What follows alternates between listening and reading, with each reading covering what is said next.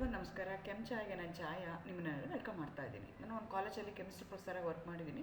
ನನ್ನ ಇಂಟೆನ್ಷನ್ ಏನು ಈ ಚಾನಲ್ನ ಸ್ಟಾರ್ಟ್ ಮಾಡೋಕ್ಕೆ ಅಂದರೆ ಸಾಧ್ಯ ಆದಷ್ಟು ಕೆಮಿಸ್ಟ್ರಿ ರಿಲೇಟೆಡ್ ಟಾಪಿಕ್ನ ಸಿಂಪಲಾಗಿ ಕನ್ನಡದ ಹೇಳೋಂಥ ಪ್ರಯತ್ನ ಮಾಡ್ತಿದ್ದೀನಿ. ಕೆಮಿಸ್ಟ್ರಿ ಇಷ್ಟ ಇಲ್ಲದವರೆಗೂ ಕೆಮಿಸ್ಟ್ರಿ ಕಡೆಗೆ ಸೆಳೆಯುವಂಥ ಪ್ರಯತ್ನ ನನ್ನ ಚಾನಲಲ್ಲಿ ಮಾಡ್ತಾಯಿದ್ದೀನಿ.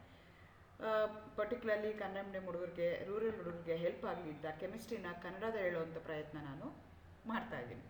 ಈಗ ಸದ್ಯಕ್ಕೆ ನೀವೇನಾದರೂ ಸೆಕೆಂಡ್ BSc ಥರ್ಡ್ ಸೆಮ್ಮಲ್ಲಿ ಇದ್ದೀರಾ, ಬೆಂಗಳೂರು ಸಿಟಿ ಯೂನಿವರ್ಸಿಟಿ ಪ್ರಕಾರ ಕೆಮಿಸ್ಟ್ರಿ ಸಿಲೆಬಸ್ನ ಓದ್ಕೋತಾ ಇದ್ದೀರಾ ಅಂತಂದರೆ ಅದರಲ್ಲಿ ಆ್ಯಕ್ಚುಲಿ 4 ಯೂನಿಟ್ ಬರುತ್ತೆ. 2 ಯೂನಿಟ್ ಆರ್ಗ್ಯಾನಿಕ್ ಇದೆ, 2 ಯೂನಿಟ್ ಅನಾಲಿಟಿಕಲ್ ಇದೆ, 3 and 4 ಆರ್ಗ್ಯಾನಿಕ್ ಯೂನಿಟ್ ಇದೆ, 1 and 2 ಅನಾಲಿಟಿಕಲ್ ಕೆಮಿಸ್ಟ್ರಿ ಇದೆ. ಅದರಲ್ಲಿ ಯೂನಿಟ್ 1ಅಲ್ಲಿರುವಂಥ ವೀಡಿಯೋಸ್ ನಾನು ಈಗ ಅಪ್ಲೋಡ್ ಮಾಡ್ತಾ ಇದ್ದೀನಿ. ಆ್ಯಕ್ಚುಲಿ ಅದರಲ್ಲಿ quantitative analysis using N instrument ಅಥವಾ ಇನ್ಸ್ಟ್ರೂಮೆಂಟಲ್ ಮೆಥಡ್ಸ್, ಬೇರೆ ಬೇರೆ ಇನ್ಸ್ಟ್ರೂಮೆಂಟ್ನ ಯೂಸ್ ಮಾಡಿಕೊಂಡು ನಾವು ಹೇಗೆ ಕ್ವಾಂಟಿಟೇಟಿವ್ಲಿ ಅನಾಲಿಸಿಸ್ನ ಮಾಡ್ತೀವಿ, ಎಸ್ಟಿಮೇಷನ್ನ ಮಾಡ್ತೀವಿ, what is the amount present of that sample in that particular component ಅದನ್ನು ಚೆಕ್ ಮಾಡ್ತೀವಲ್ಲ, ಅದಕ್ಕೆ ನಾವು quantitative in terms of quantity we are going to identify. ಬೇರೆ ಬೇರೆ ಇನ್ಸ್ಟ್ರೂಮೆಂಟ್ಸ್ನ ಯೂಸ್ ಮಾಡ್ತೀವಿ, ಅದ್ರ ಬಗ್ಗೆ ವೀಡಿಯೋಸ್ನ ಮಾಡ್ತಾ ಇದ್ದೀನಿ. ಅದರಲ್ಲಿ ಒಂದು ಇನ್ಸ್ಟ್ರೂಮೆಂಟ್ ನಿಮಗೆ ಬರುವಂಥದ್ದು ಕಲೋರಿಮೀಟರ್ ಅಂತ ಹೇಳ್ತಾರೆ, which is based on Beer Lambert law. ಆ ಲಾ ಯೂಸ್ ಮಾಡಿಕೊಂಡು ನಾವು ಕಲೋರಿಮೀಟ್ರಿ ಯೂಸ್ ಮಾಡಿಕೊಂಡು ಕಲರ್ಡ್ ಸೊಲ್ಯೂಷನ್ಸ್ದು ಎಸ್ಟಿಮೇಷನ್ ಮಾಡ್ತೀವಿ.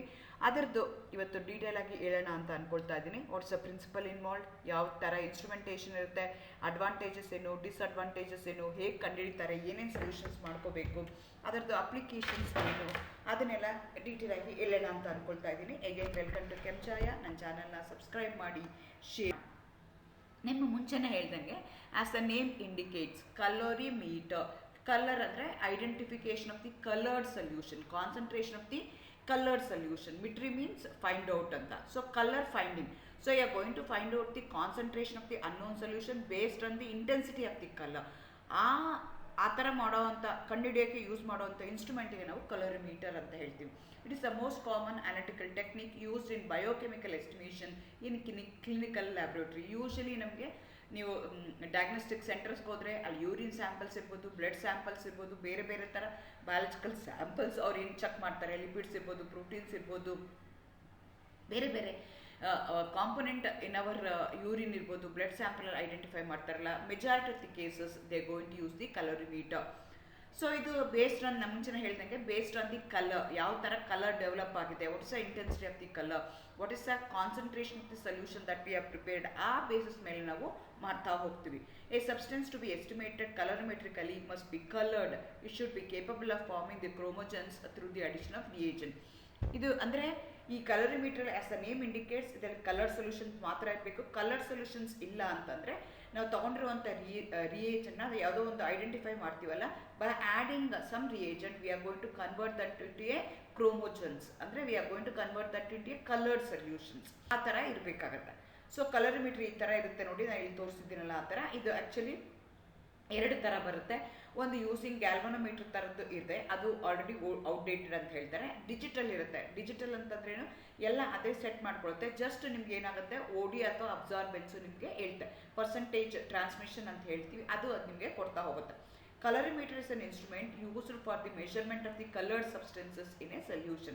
The instrument is operative in a visible range of the electromagnetic spectrum. Since it's a colorimeter, you are going to identify the concentration based on the color. So ನಿಮ್ಮದು ಎಲ್ಲಿ ಇರುತ್ತೆ ಅಂದರೆ visible range of the spectrum ಇರಬೇಕು.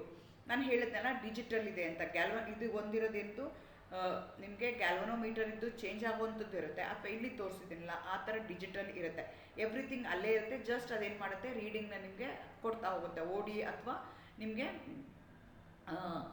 Optical OD ಅಂತಂದರೆ optical density ಕೊಡುತ್ತೆ, ಇಲ್ಲಾಂದರೆ absorbance ಕೊಡುತ್ತೆ, ಇಲ್ಲಾಂದರೆ ಪರ್ಸೆಂಟೇಜ್ ಟ್ರಾನ್ಸ್ಮಿಟ್, ಆ ಥರ ಕೊಡುವಂಥ ಇನ್ಸ್ಟ್ರೂಮೆಂಟ್ ಇರುತ್ತೆ. ಡೈರೆಕ್ಟಾಗಿ ನಿಮ್ಗೆ ಏನಾಗುತ್ತೆ, ಡಿಜಿಟಲ್ ಮೆಥಡಲ್ಲಿ ಹೇಳ್ತಾ ಹೋಗುತ್ತೆ. Colour substance absorb light in relation to their colour intensity. So ಏನಾಗುತ್ತೆ, ಒಂದೊಂದು ಕಲರ್ಡ್ ಸೊಲ್ಯೂಷನ್ನು ಒಂದೊಂದು ಲೈಟ್ ಫ್ರೀಕ್ವೆನ್ಸಿ ಇರುವಂಥ ಲೈಟ್ನ ಅಬ್ಸರ್ವ್ ಮಾಡ್ಕೊಳ್ತಾ ಹೋಗುತ್ತೆ. ಹಂಗಾಗಿ ನಮ್ಗೆ ಏನಾಗ್ತಾ ಹೋಗುತ್ತೆ, ಸೊ ಯಾವ ನಿಮ್ಮದು colour intensity that is directly proportional to the colour of the concentration of the coloured solution. The instrument used in this method is called as colorimeter ಅಂತ ಹೇಳ್ತೀವಿ. ನಾನು ವಿಸಿಬಲ್ ರೀಜನ್ ಅಂತ ಹೇಳಿದೆ. ನಿಮಗೆ ಎಲೆಕ್ಟ್ರೋಮ್ಯಾಗ್ನೆಟಿಕ್ ರೇಡಿಯೇಷನ್ನ ತೊಗೊಂಡ್ರೆ 400 to 800 ನ್ಯಾನೋಮೀಟರ್ಸ್ ಏನಿದೆಯಲ್ಲ ಅದಕ್ಕೆ ನಾವೇನಂತ ಕರಿತೀವಿ ವಿಸಿಬಲ್ ರೀಜನ್ ಅಂತ ಹೇಳ್ತೀವಿ. So only the substances which fall in that range they are coloured, only the coloured substance can be identified. So ನೋಡಿ, ಒಂದೊಂದು ವೇವ್ ಲೆಂತ್ಗೆ ಒಂದೊಂದು ಕಲರು ಏನಾಗುತ್ತೆ, ನಾನು ಮುಂಚೆನೇ ಹೇಳ್ದಂಗೆ ಕಲೋರಿಮೀಟ್ರಲ್ಲಿ ಏನಾಗುತ್ತೆ, based on the intensity of the colour, based on the type of the colour, based on the wave length, ಒಂದೊಂದು wave ಲೆಂತ್ಗೆ ಒಂದೊಂದು ಕಲರ್ ಬರ್ತಾ ಹೋಗುತ್ತೆ. ಅದು ಅಗೇನ್ ಒಂದು ಕಲರ್ ಫಿಲ್ಟರ್ ಬೇರೆ ಇರುತ್ತೆ, ಅಬ್ಸಾರ್ಪ್ಷನ್ ಒಂದು ಕಲರ್ ದಿ ಸೊಲ್ಯೂಷನ್ನು ಬೇರೆ ಇರುತ್ತೆ. ಸೊ ಒಂದೊಂದು ರೇಂಜ್ ಇರುತ್ತೆ, ಆ ರೇಂಜ್ಗೆ ನಿಮ್ಗೆ ಏನಾಗುತ್ತೆ ಫಿಲ್ಟರ್ಸ್ ಇರುತ್ತೆ ನಿಮ್ಮ ಕಲೋರಿಮೀಟ್ರಲ್ಲಿ. ಆ ಕಲೋರಿಮೀಟ್ರಿಗೆ ನನಗೀಗ 400 to 420 ಬೇಕು ಅಂತಂದರೆ ನಾನೇನು ಮಾಡಬೇಕು, 400 to 420ಗೆ ನಾನೇನು ಮಾಡ್ತೀನಿ, ಫಿಟ್ ಮಾಡ್ತೀನಿ. ಸೊ ನನ್ನ ಸೊಲ್ಯೂಷನ್ ಯಾವ ಕಲರ್ ಇರುತ್ತೆ, ಗ್ರೀನ್ ಆ್ಯಂಡ್ ಯೆಲ್ಲೋ ಇರುತ್ತೆ. ಸೊ ನನಗೆ ನನ್ನ ಫಿಲ್ಟರ್ ಯಾವ್ದು ಯೂಸ್ ಮಾಡ್ತೀನಿ ಅಂದರೆ violet colour. So based on the colour ನಿಮಗೆ ಬಂದಿರುವಂಥ reagent, all the colour solutions can be identified. So again what colour, whether you are getting a red colour, blue colour, yellow colour, ಯಾವ ಕಲರ್ಗೆ ಯಾವ ಫಿಲ್ಟರ್ನ use ಮಾಡಬೇಕು, ನಿಮ್ಮ colour of the solution ಯಾವ್ದು ಇರಬೇಕು, ಆವಾಗ ಯಾವ ಫಿಲ್ಟರ್ನ ಯೂಸ್ ಮಾಡಬೇಕು, ಆವಾಗ ನೀವು ಫಿಲ್ಟರ್ನ ನೀವು ಹೇಗೆ ಐಡೆಂಟಿಫೈ ಮಾಡಬೇಕು ಅದೆಲ್ಲ ಇನ್ಸ್ಟ್ರೂಮೆಂಟಲ್ಲಿ ಇರುತ್ತೆ. ಆ ಇನ್ಸ್ಟ್ರೂಮೆಂಟಲ್ಲಿ ನೀವು ಬೇಕಾಗುತ್ತೆ ಸೆಟ್ ಮಾಡ್ಕೋಬೇಕಾಗುತ್ತೆ.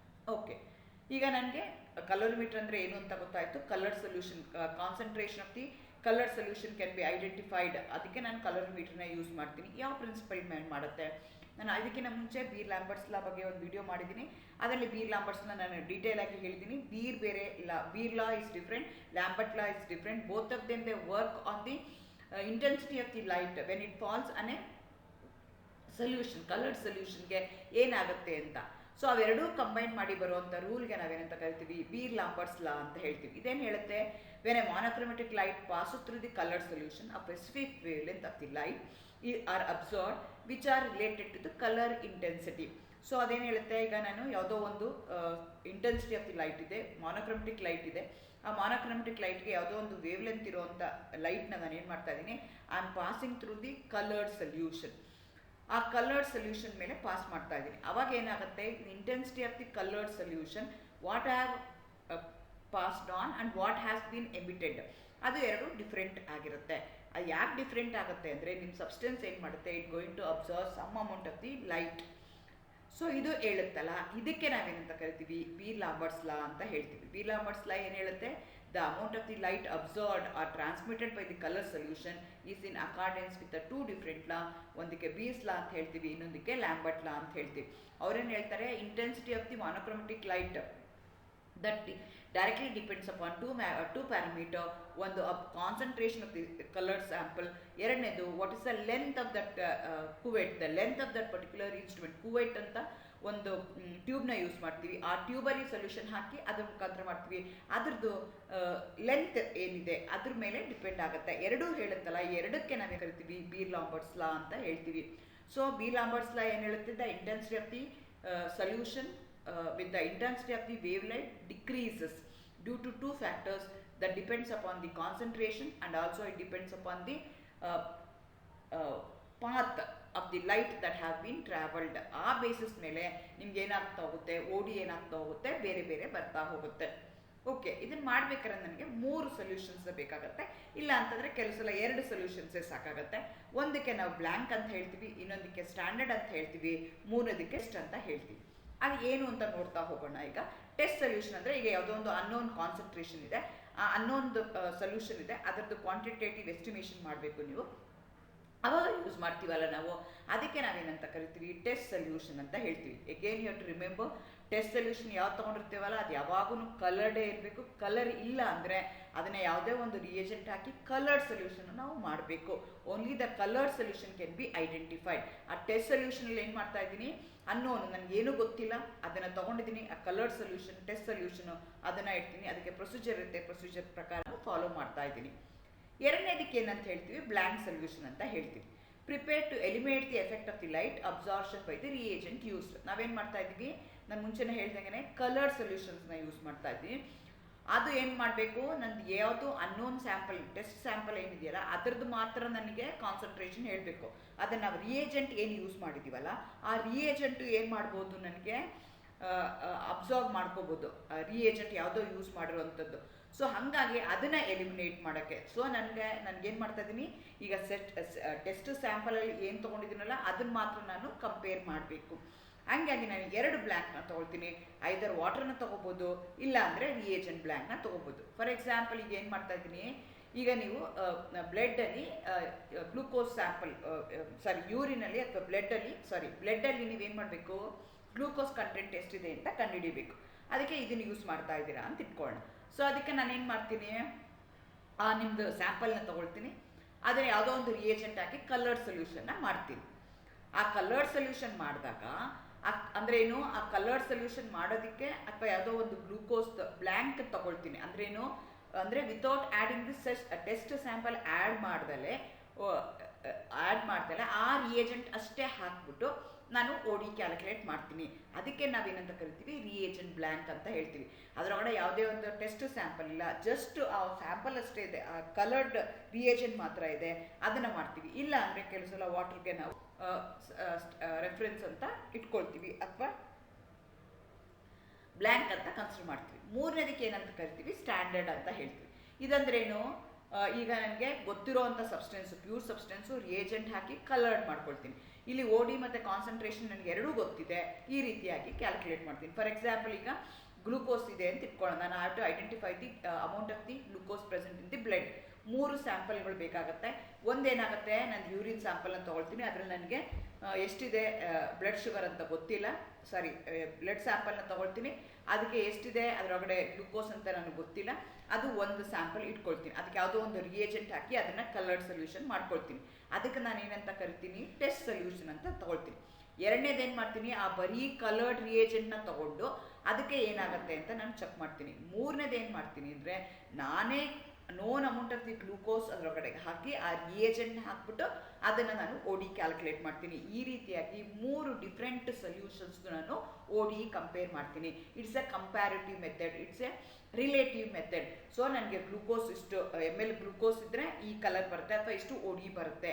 ಸೊ ಈಗ ಅನ್ನೋನ್ ಇದ್ದಾಗ ಎಷ್ಟು ಬರುತ್ತೆ, ಆ ರೀತಿ ನಾನು ಕಂಪೇರ್ ಮಾಡ್ಕೊಳ್ತಾ ಹೋಗ್ತೀನಿ. ಅಗೇನ್ ಸ್ಟ್ಯಾಂಡರ್ಡಲ್ಲೂ 2 ಥರ ಸ್ಟ್ಯಾಂಡರ್ಡ್ ಸೊಲ್ಯೂಷನ್ ಅಂತ ಹೇಳ್ತೀವಿ.